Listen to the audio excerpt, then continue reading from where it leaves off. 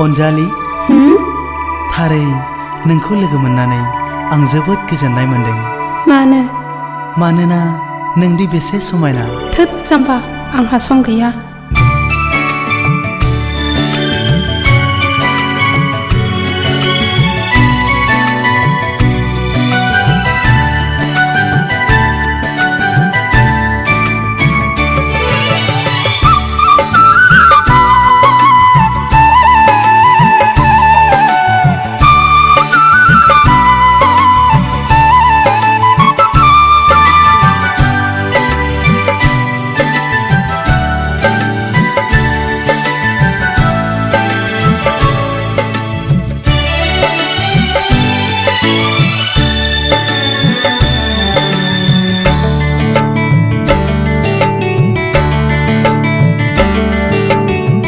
बिखाखौ गावनाय बादि मोनबाय नोंखौ दसे लोगो मोननानै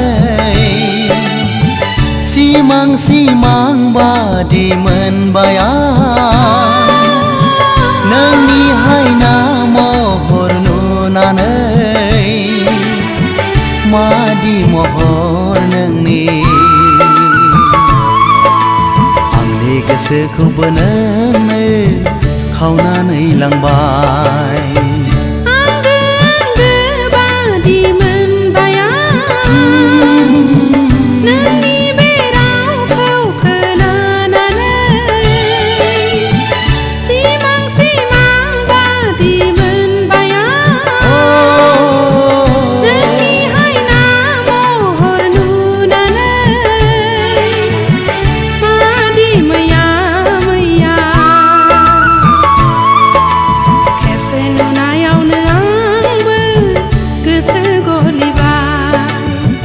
बिखाखौ गावनाय बादि मोनबाय नोंखौ दसे लोगो मोननानै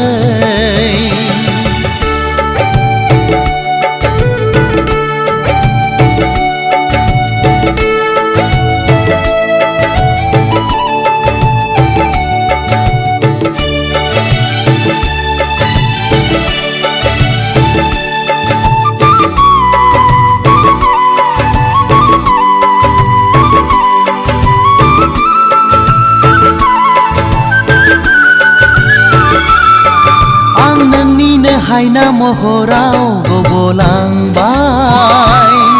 सोर दैखांबावनो आंखौ बे खैफोदनिफ्राय मानो एसेबां गोसोखौ हगारसारखो थानाय गोसोआसो सुखु सौफैयोनो दाजानो हांखुर आंनिनो अननायखौ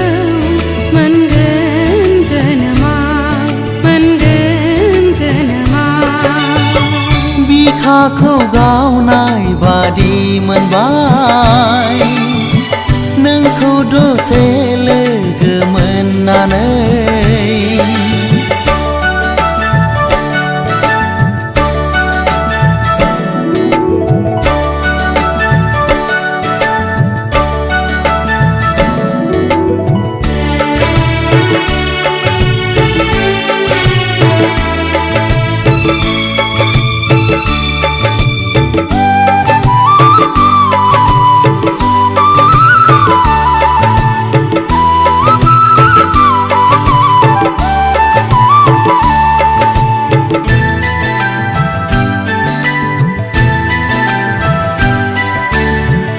आंनिनो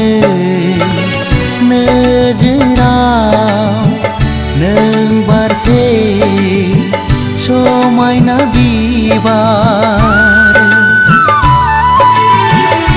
आंनिनो बादामनि नों मासे समायना सिखिरि मादि मोहिनी गोनां आंनि गोसोखौबो नोंनो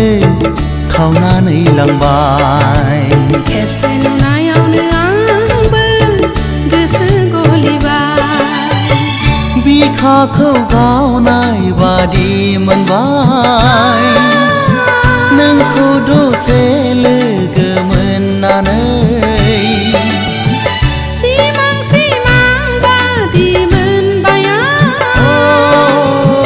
नोंनि हायना महर नुनानै